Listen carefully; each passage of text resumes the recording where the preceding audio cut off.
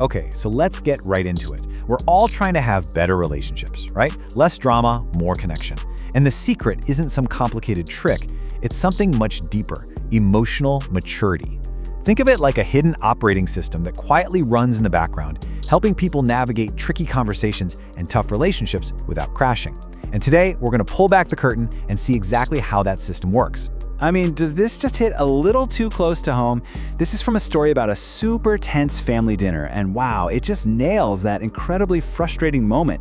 You're sitting there, your head is spinning from some passive-aggressive comment, and then boom, the other person just changes the subject. They act like nothing happened, the conflict is just gone. But is it really? And that's really the heart of the matter, isn't it? We're so often told that being the bigger person means just letting things go, not making waves. But what if that whole keeping the peace thing is actually just a very sophisticated way of avoiding the real issue? What if true maturity looks nothing like that at all? To really get this, we have to start from the inside.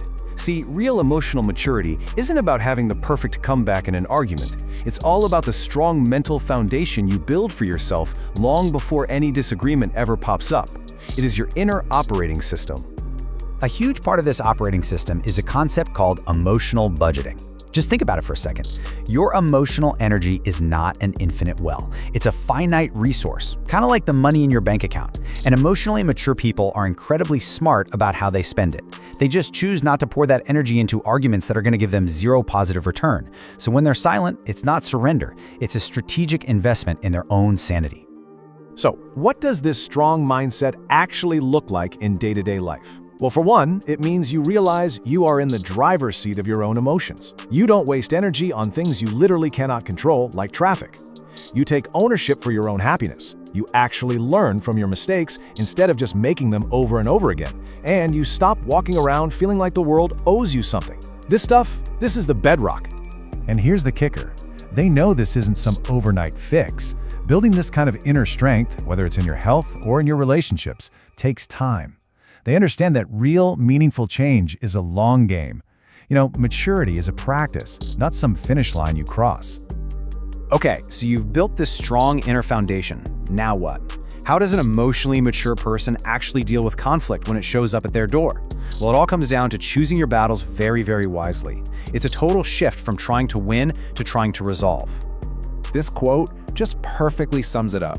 Think about it. Winning an argument but making your partner feel terrible in the process, that's a classic lose-lose scenario. The real goal isn't to be the last person standing with your fist in the air. The goal is to work together to figure out what's right for the relationship. It's about solving the problem, not scoring a point. So what kind of fights do they just sidestep entirely?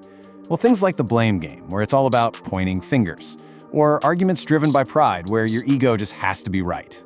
They don't drag up old fights from 5 years ago just to score a point, and they don't launch personal attacks. And this one is huge. They don't try to have a serious conversation when everyone's emotions are through the roof. It's pointless. All of these are just emotional dead ends. So how do you actually decide what's worth your energy? It's pretty simple, really. Here's a quick 3-step guide.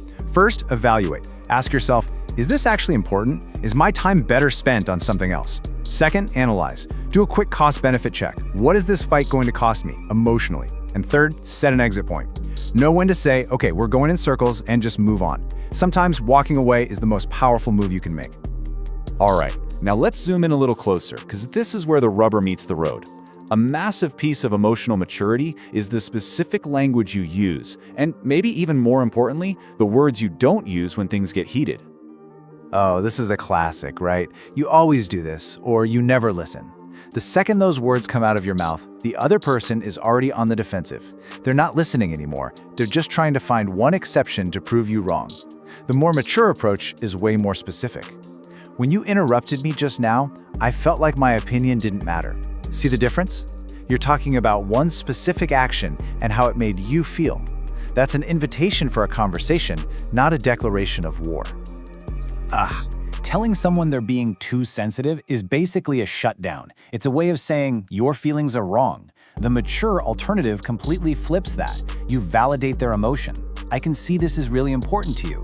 And then you get curious. Help me understand why. That simple phrase opens the door to connection instead of just slamming it in their face. And then you've got the ultimate conversation killers. Whatever. Or just a flat, fine. It's like a verbal eye roll. You're not solving anything, you're just showing contempt. The mature way out? Be honest about what you need. You know what? I need a minute to think about this. Can we come back to it in a bit? That respects them, it respects you, and it respects the issue enough to give it the attention it deserves. Okay, but here's where it can get a little sneaky. There's a whole category of phrases that sound really mature and evolved, but are actually just clever ways to get out of being held accountable. This is what we might call the faux mature playbook. These phrases are like kryptonite for accountability. They sound so reasonable on the surface, but let's agree to disagree can be a way to avoid dealing with a real hurt.